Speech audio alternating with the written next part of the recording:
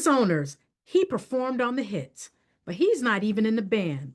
And right now, he controls all the accounts. You know what time it is. It's time for the Friday Legal Fix. Here's the deal. Robert Clavellis and David Cole built C+C Music Factory. But remember that muscle-bound rapper Freedom Williams, who was featured along with the powerful vocals of Martha Wash on one of their biggest songs, Gonna Make You Sweat? Don't worry, I'm not gonna sing it for you, but I could.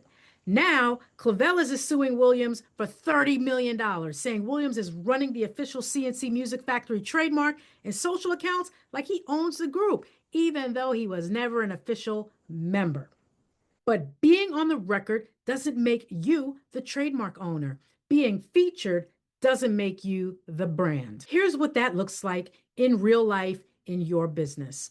A freelance photographer shoots your product launch and ends up with the best photos your brand has ever taken. So good that people start associating their portfolio with your name. Or a guest expert co-hosts 3 episodes of your podcast and starts calling it our show in their own marketing.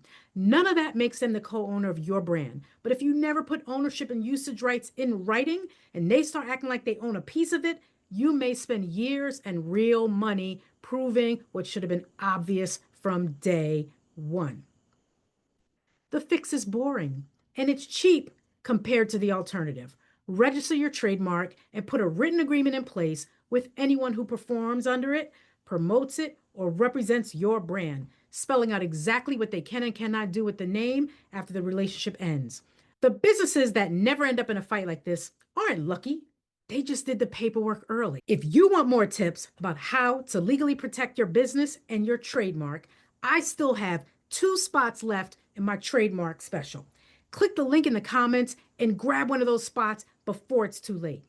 This is Aisha from Cedric Andrews, your small business legal guide. I'll see you next week.